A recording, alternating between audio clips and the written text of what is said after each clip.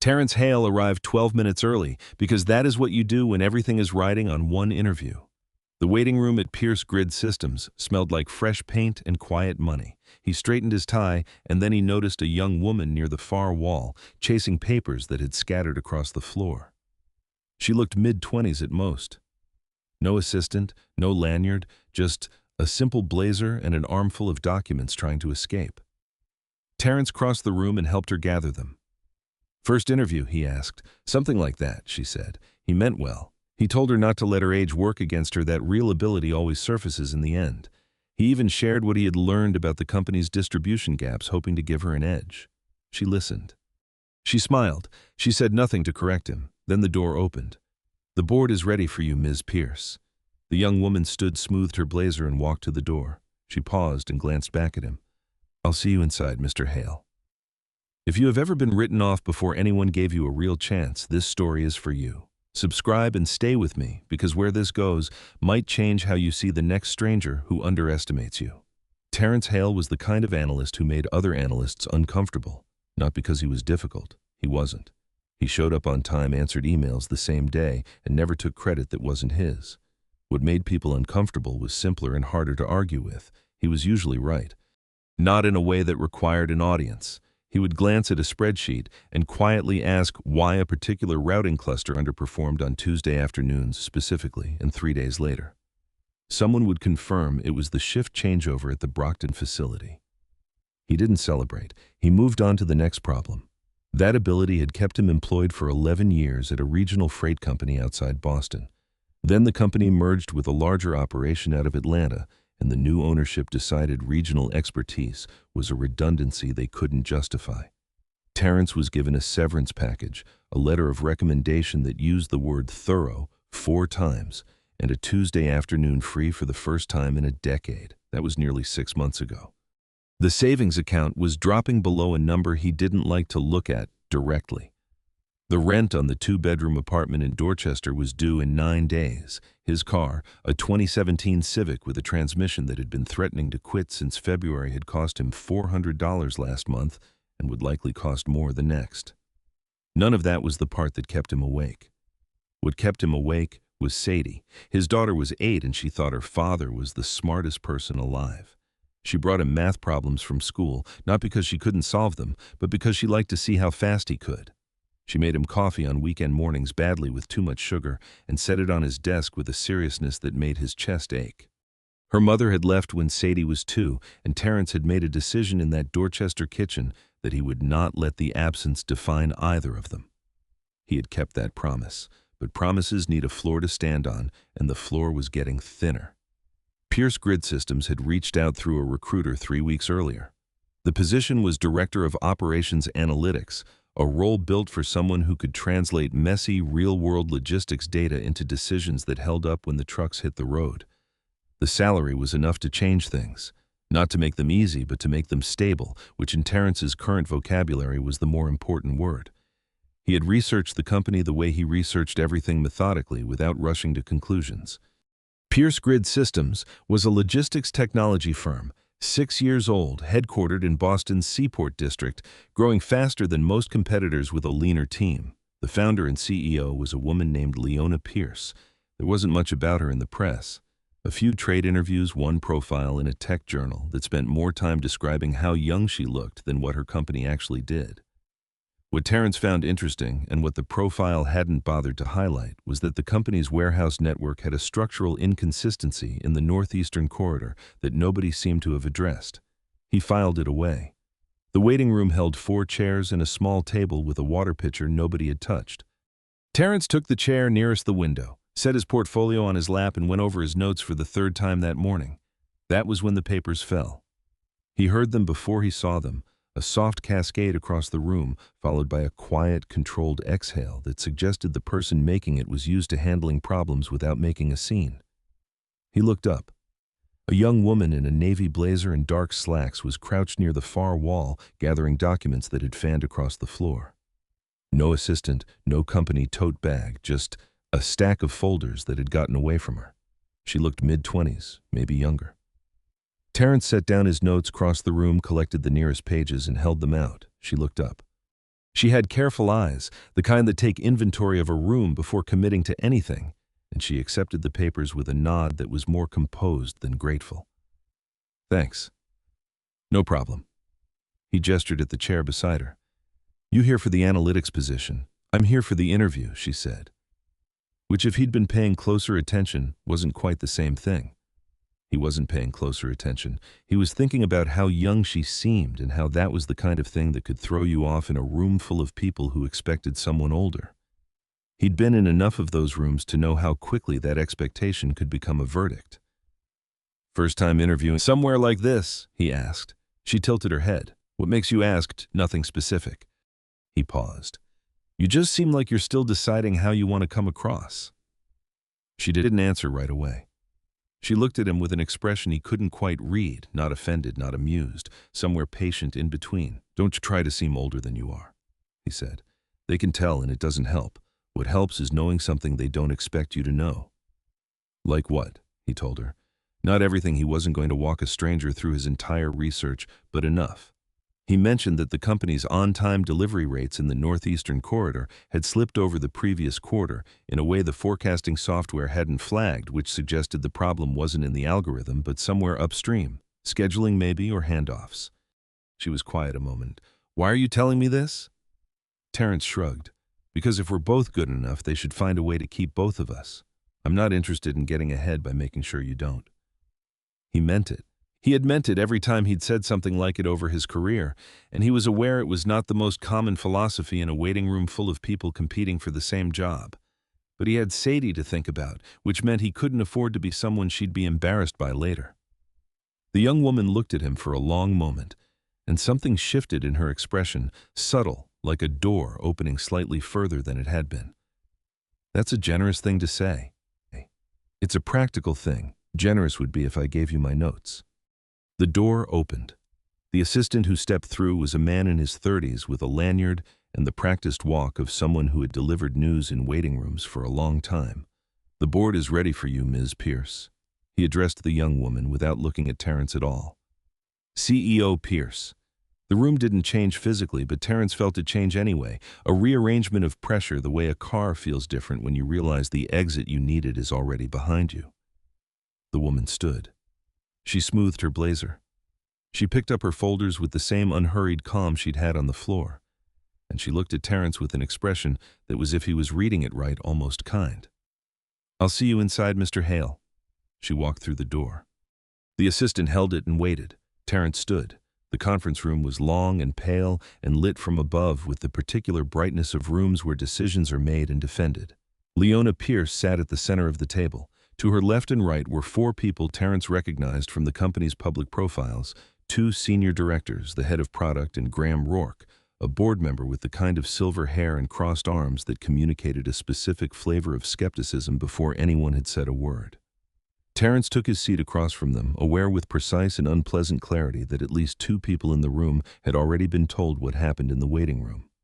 He could see it in the way Graham Rourke had arranged his face, not quite smiling, but close to something that would become a smile if Terrence gave it a reason. Leona spoke first. Before we begin, I want to give you the opportunity to revisit anything you said in the waiting room. If there's something you'd like to walk back now, would be the appropriate time. The professional answer was simple. Acknowledge the misunderstanding, deflect with a practiced line about the informal setting, move on. Half the table would accept it. The other half had already made up their minds. The path of least damage was clear. Terrence did not take it. I thought you were a candidate, he said. I made that assumption based on your age and the way you were dressed, and I acted on it without questioning it. That was a mistake. And it's a specific kind of mistake because 20 minutes earlier I told you not to let people make exactly that assumption about you. I'm aware of how that lands.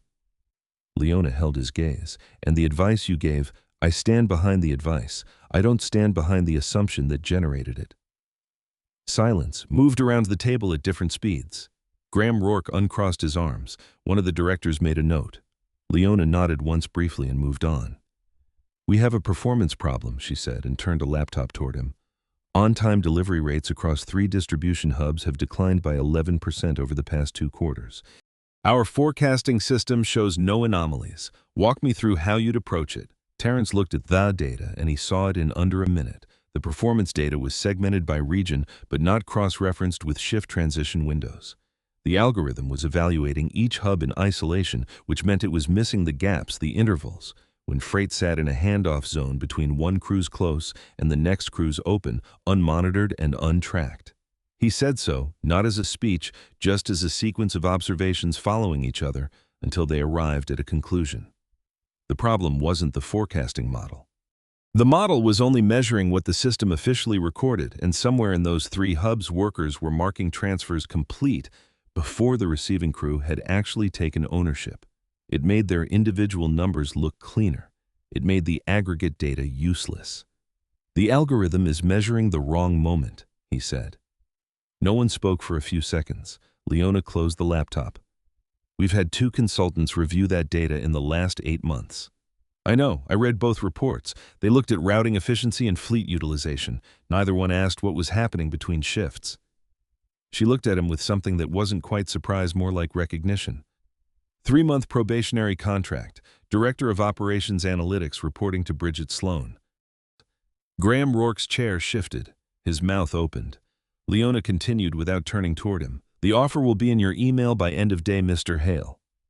Terrence accepted. He walked back through the empty waiting room and took the elevator down to the lobby. Outside, the October air came off the harbor with enough edge to clear his head. He had the job. He also had an entire building full of people who already knew the story of how he'd tried to coach the CEO before his own interview. And somewhere on the 14th floor, a board member with crossed arms who had heard it and was deciding what to do with it. He thought about Sadie, who would be getting off the school bus in 4 hours. He thought about the rent. He put his collar up against the wind and walked back to his car. The rumor reached him on his 3rd day. He heard it the way you hear most things in a new office, not directly, but through the particular silence that settles over a conversation when you walk into a room. A group near the coffee station, 2 words catching air before the rest got swallowed. The CEO. Then nothing, and the performance of people who suddenly found their phones very interesting. Celeste Warren was the one who told him plainly. She ran client relations and had in Terrence's assessment the specific competence of someone who had spent years being underestimated by people who later needed her to fix what they'd broken. She knocked on his doorframe on a Thursday morning and said without preamble, "You should know what people are saying." He knew. He let her say it anyway. The story was simple and efficient. Leona Pierce had been charmed by the man in the waiting room, and the rest was favoritism dressed up in interview paperwork. It didn't matter that his diagnosis of the shift handoff issue had been the first original one in 8 months of consultant reports. Stories about competence are harder to circulate than stories about shortcuts. "Does it change anything you're planning to do?" Celeste asked. "No." "Good," she said, and went back to her department. Bridget Sloan, the chief operating officer, was not hostile. She was precise, which is a different thing. She did not make small talk, and she did not issue reassurances. And when she handed Terrence his first assignment, she looked at him the way someone looks at a measurement they intend to verify. 3 distribution hubs, on-time delivery, declining root cause analysis, and proposed solution within 2 weeks. It was not technically impossible, but Bridget knew, and Terrence understood she knew that it would require sustained access to floor-level data that new managers rarely secured in 2 weeks, particularly when the hub supervisors had no strong reason to cooperate with someone they'd heard about through a rumor. Terrence did not push for cooperation. He requested raw data logs, time-stamped shift records, and transfer confirmation timestamps going back 6 months. He pulled them himself from the operations database, sorted them at his desk before Sadie's school day ended, and had dinner ready by 6 every night regardless. He could not work past 9, and he did not apologize for that. What he found in the logs confirmed what he'd suspected in the interview. At all 3 hubs, freight was being marked transferred before the receiving crew had physically signed off. The gap, sometimes 12 minutes, sometimes 40, didn't appear in the routing data because the system treated the first timestamp as final. Nothing was being stolen. Nobody was acting with malice. Workers were hitting a target they'd been given, and the target happened to create a blind spot the size of 11%. He documented everything and sent it to Bridget. Her response came at 7:15 the next morning. "Come to my office at 8.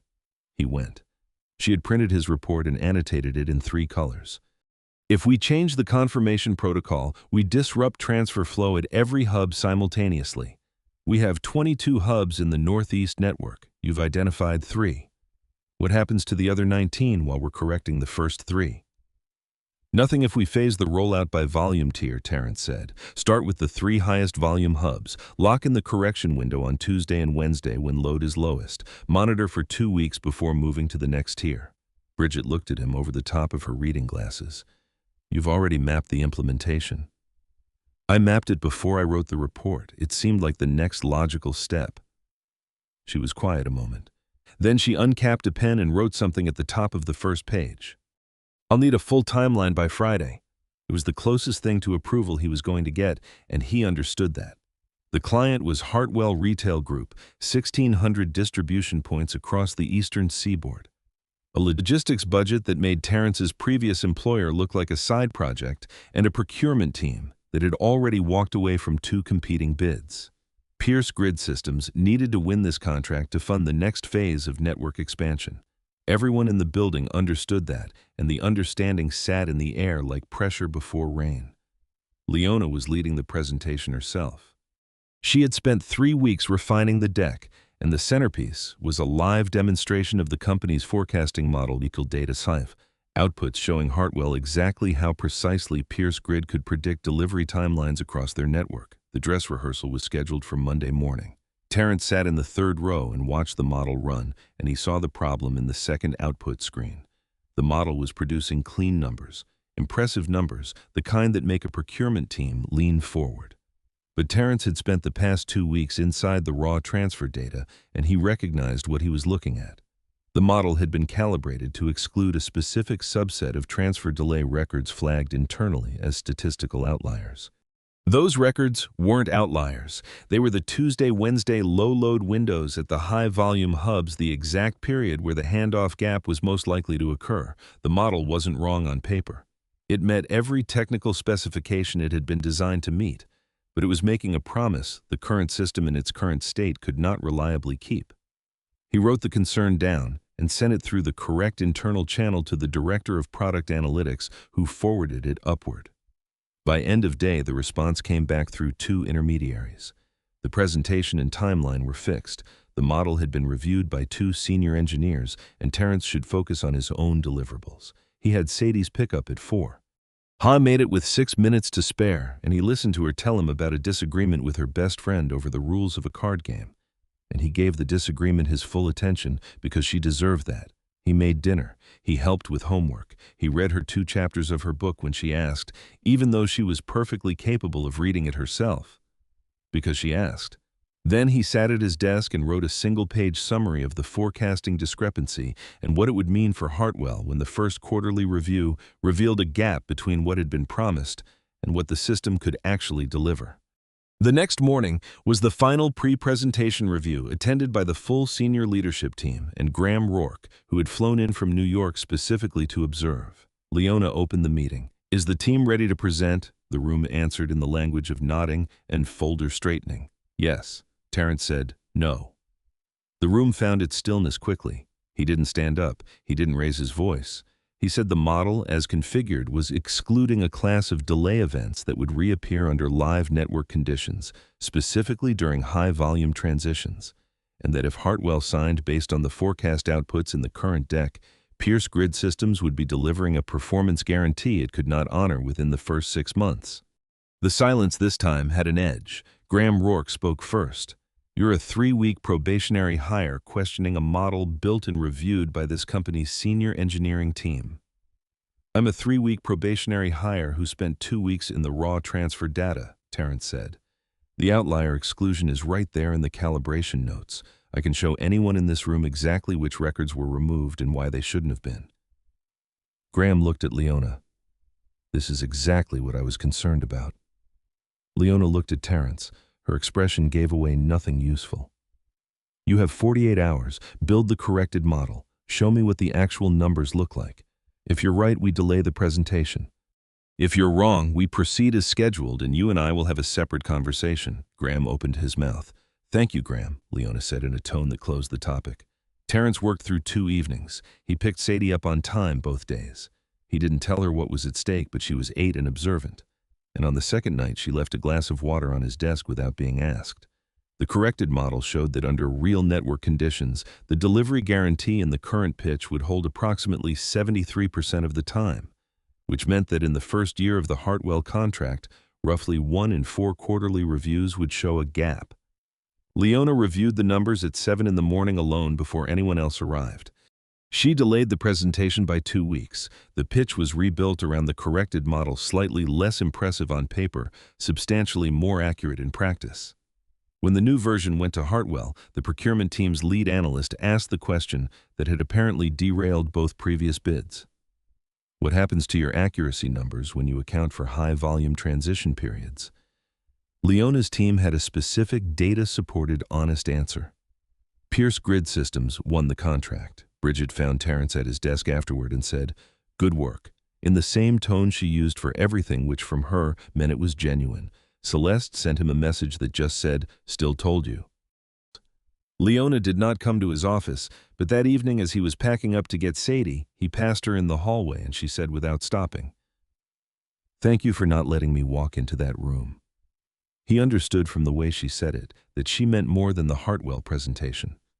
The client dinner was at a restaurant in the Back Bay that served food on plates smaller than the descriptions on the menu. Terrence had been added to the Hartwell account team and was therefore present, which was fine. The part that was not fine was the senior Hartwell executive who spent the first 20 minutes speaking exclusively to Terrence, and the 2 male directors then turned to Leona and asked which of the gentlemen at the table she worked for. Terrence watched her process it fast, a compression behind the eyes, a decision made in under a second. She had answered this question before. She had a version of herself that handled it efficiently and moved on. He didn't let her use it. "She doesn't work for any of us," Terrence said easily, the way you correct a minor factual error. "Leona Pierce founded this company. The platform you're planning to put your entire Eastern Seaboard operation on, she built it." The executive recalibrated. Apologies were made. The dinner continued. Afterward, on the sidewalk, while the clients waited for their car, Leona stood beside him and didn't say anything for a moment. "You didn't have to do that." "I know. I had it handled. I know that too." She looked at him in a way that made him understand they had moved without either of them explicitly deciding to into different territory. Then, something behind her expression drew back into professional distance deliberately, and he recognized why. "I need to keep this clean," she said quietly. "I understand," he said, and he did. Whatever was forming between them, and he was not going to pretend he didn't know what it was, existed at a specific intersection of problem and consequence. She had hired him. He reported to a structure she controlled. Any step toward something personal would hand every person in that building exactly the story they were already telling. They didn't talk about it again. But Graham Rourke was not standing on the sidewalk. I was in the car behind them, and the car had not left yet. Graham had come to the dinner because Graham attended anything involving a contract that size, and he had spent the evening watching the space between Leona and Terrence, the way a man watches something he intends to use later. He began collecting. Not aggressively, quietly, the way experienced board members collect things. Meeting schedules, project assignments, the speed with which Terrence had been added to the Hartwell team. A photograph someone had taken at a company event. The two of them standing close in a moment that, removed from context, suggested more than a working relationship. 3 weeks later, a brief item appeared on a logistics industry blog with an audience of roughly 8,000 people and a comment section that could generously be described as opinionated. The item asked whether Pierce Grid's recent Hartwell win was really a team achievement, or whether it reflected the CEO's tendency to reward people she had personal reasons to favor. Terrence's name was not in the item. It didn't need to be. The office shifted. Not dramatically, this was a professional environment and most people were professional, but conversations shortened when he approached. A project he'd been scheduled to join was reassigned to another manager with no explanation from Bridget, who sent him an email that was 2 sentences and contained no information. Celeste came by his office again, and this time she didn't have anything encouraging to say. She sat down and said, "Graham Rourke is building something. I don't know what he's going to do with it, but I know what it's aimed at." Terrence thanked her. He picked Sadie up from school and she showed him a drawing she'd made of a building with a lot of windows that she said was his office. She had put him in one of the windows, very small, with a briefcase. He put it on the refrigerator with a magnet shaped like a lobster they'd bought in Maine 2 years ago when things had been easier. And he stood at the refrigerator for a minute after she went to do her homework. The emergency board meeting was called on a Wednesday and was not technically about Terrence. It was about governance, about the protocols Pierce Grid Systems had in place to ensure that the CEO's personal relationships, actual or perceived, did not influence hiring, compensation, or project decisions. Graham Rourke had prepared a 14-page document and circulated it beforehand. Terrence heard about it through Celeste, who had heard about it through the head of HR, who had read it, and immediately contacted the company's legal team. Terrence requested a copy and received it 2 hours before the meeting. It was careful work. Graham had not fabricated anything. He had taken real events, the waiting room, the hire, the rapid assignment to the Hartwell team, the dinner, and arranged them into a sequence that read, without context, told a coherent and damaging story. There was no smoking gun in it. There didn't need to be. The argument was structural. The appearance of impropriety was sufficient justification for an independent review of Leona's decision-making authority pending, which her operational powers should be suspended. The subtext, which Graham had not written because he didn't need to, was that the company had been approached by an acquiring firm, the board vote was currently split, and a governance crisis would resolve that split in a specific direction. Leona's legal team told her that anything she said in defense of Terrence would be entered into the record and would make the document's thesis more credible, not less. The optics of a CEO publicly defending an employee she was alleged to have favored were, her lawyer explained, not ideal.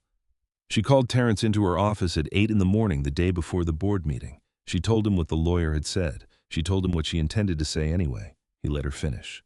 "Don't." She looked at him. "If you go into that meeting and defend me, you hand Graham exactly what he needs," Terrence said. "The company takes a hit you spent 6 years building, and in 6 months you look back and trace the line straight to the decision to keep me in a building where it was easy to draw conclusions. Those conclusions are wrong. I know they're wrong. They're also easier to circulate than the truth, and Graham knows that, and he's betting on it. Don't let him collect." She stood and walked to the window. Boston Harbor was doing what it always did, moving indifferent, lit by the kind of early November light that makes everything look clear and cold at once. "Terrence," she said, and stopped. He understood what was in that pause. He had been a single father for 6 years, which meant he had learned to carry weight without putting it down in rooms where it would distract from what needed doing. "Sadie asks me sometimes why I work so hard," he said. "I tell her it's because I want her to watch someone keep their word. I told her I'd be someone worth watching." He submitted the resignation letter that afternoon. 1-page, professional, concise, with a transfer document attached that handed his project files to the next manager in a format they could actually use. He cleaned his desk in under 15 minutes because he had never accumulated the kind of clutter that required more time. Celeste met him at the elevator and didn't say anything. She put her hand briefly on his arm and stepped back. The elevator opened. He got in. 2 floors above, Leona Pierce stood at her window and did not move for a long time. That evening, the system Terrence had built, the corrected transfer confirmation protocol, phased across the northeastern hubs, encountered its first failure under a team that didn't fully understand what he'd constructed and had removed what they considered a redundant verification step in order to accelerate the deployment timeline. By morning, 3 hubs were producing cascading errors. Orders were stacking. The Hartwell account team's phones were ringing. Terrence was home making Sadie's lunch for the next day, doing it carefully the way he did everything. Bridget Sloan called him at 6:47 in the morning, which told him the situation had been developing for hours before anyone admitted it was serious.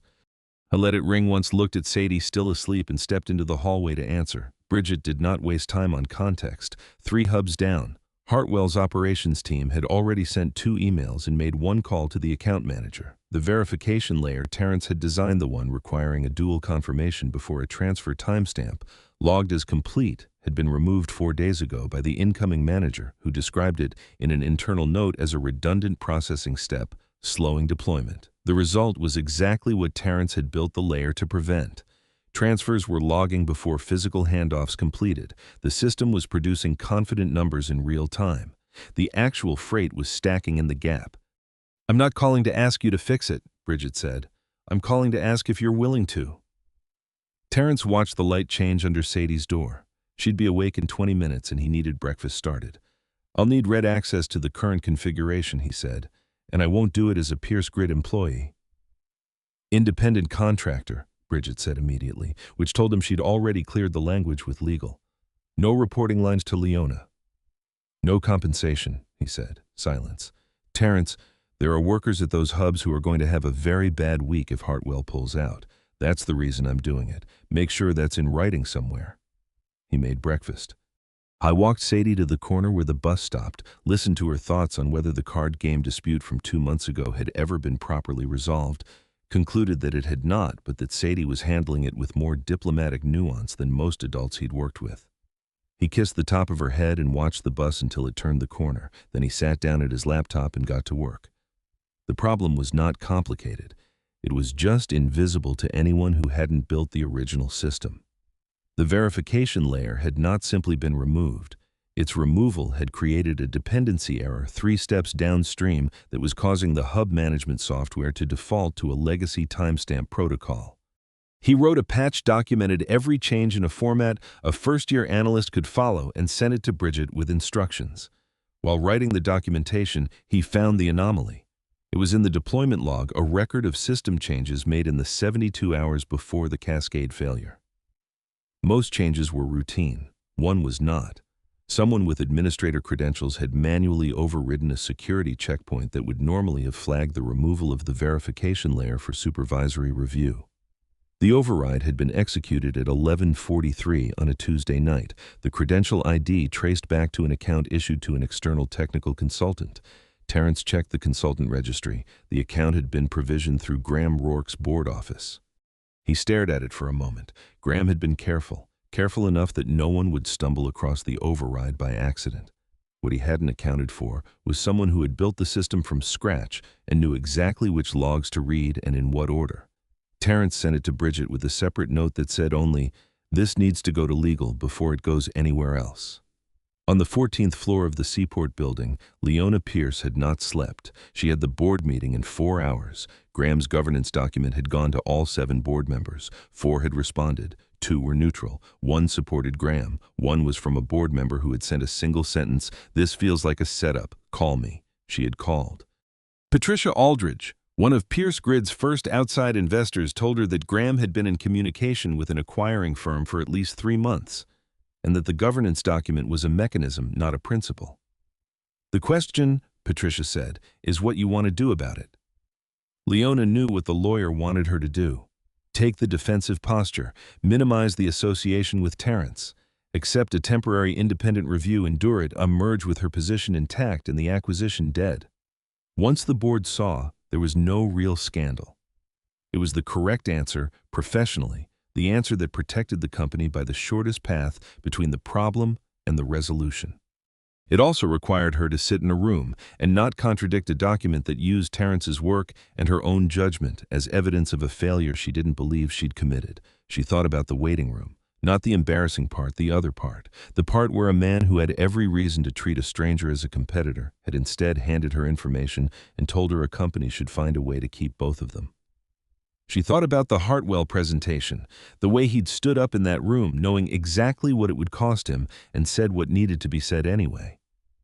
She thought about the sidewalk outside the restaurant, the way he'd introduced her without making it about himself, and then immediately stepped back. She picked up the phone and called Patricia Aldridge again. "I'm going to need the meeting recorded," she said, "and I want it live streamed to the shareholder portal." A pause. "Leona, I know what it is. Please make sure it happens." The board meeting was in the same conference room where Terrence had been interviewed 4 months earlier.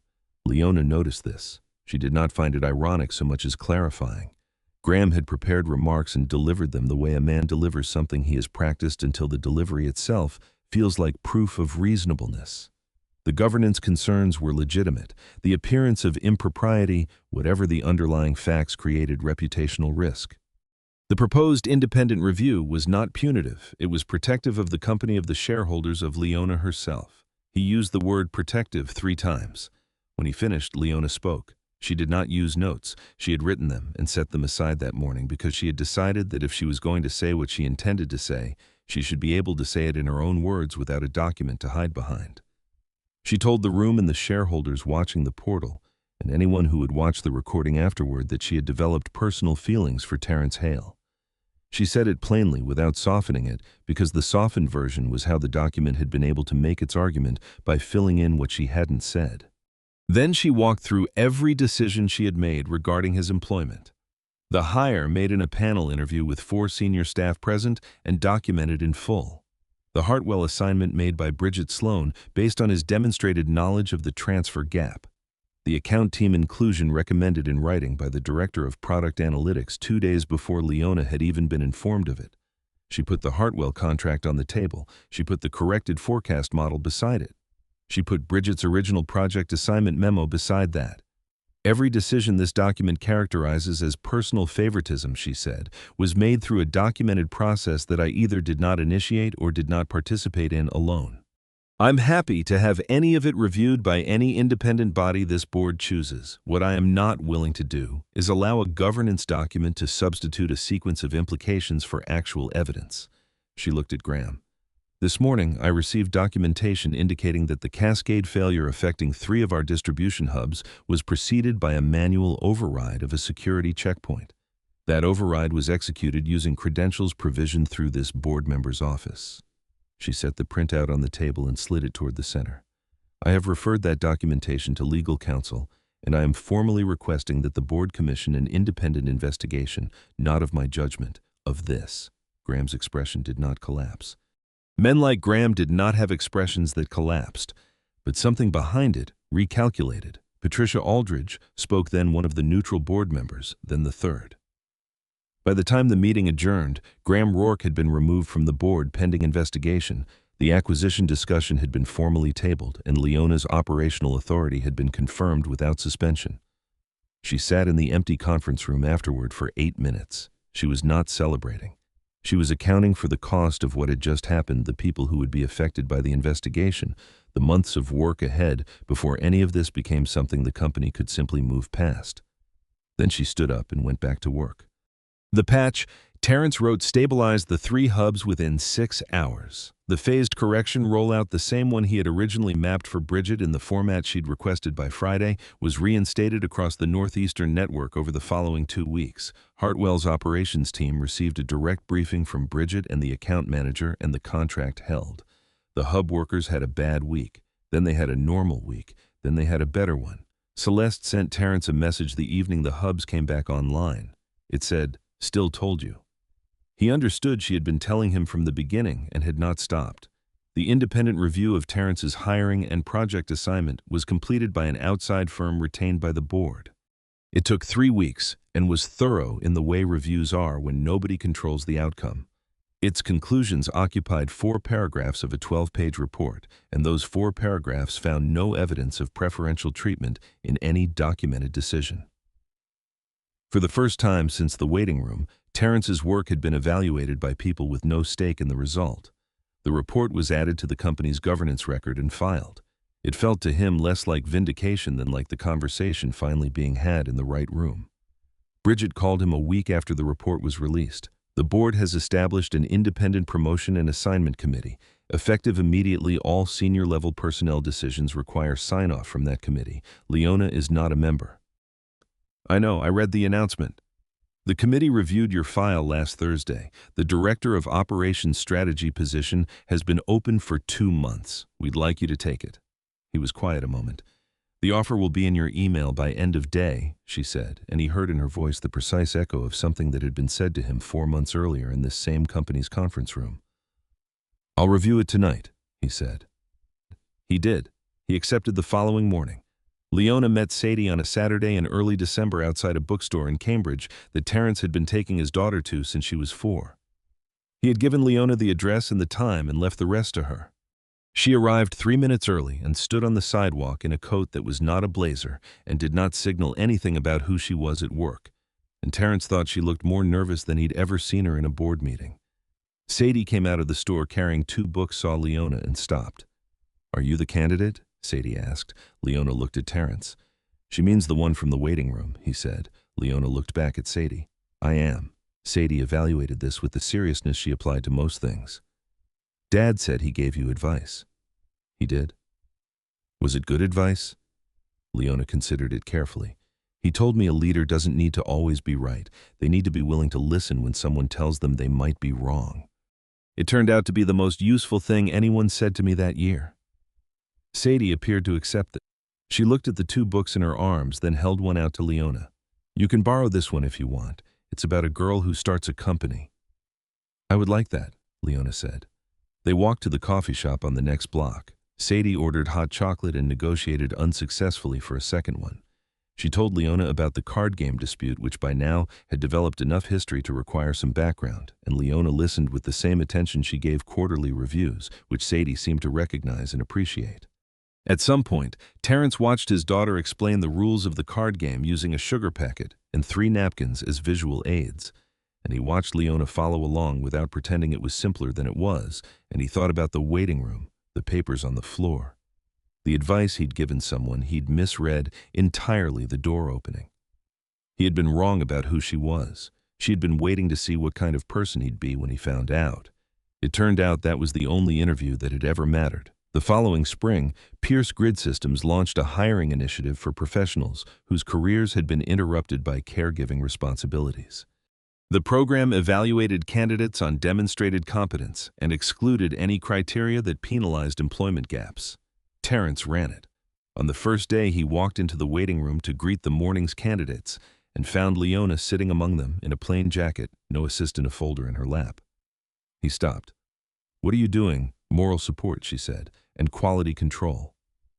He sat down in the chair beside her. Around them, 12 people who had taken time away from careers to raise children or care for family or navigate circumstances that didn't fit the standard professional timeline were reading through their materials, straightening their notes, doing what you do when something important is about to happen and you want to be ready. "Any advice?" Leona said. He looked at her. "Don't let anyone make you feel like the gap in your resume is the most important thing in the room." "That's good." "The CEO here is very hard to impress," he said, "but she responds well to honesty." "Noted." She opened her folder. "What else?" "If you see someone struggling in the waiting room, help them, even if they might be competition, especially then." She looked at him over the top of the folder. "I'll keep that in mind." The door opened. The morning's first candidate was called. Terrence stood, shook the candidate's hand, and led them in. Leona watched him go. Then she straightened her folder, sat up in the chair, and waited. Not for a position, not for an interview, but for something that had started with a stack of papers on a floor, and a man who had chosen at every point where it mattered to tell the truth.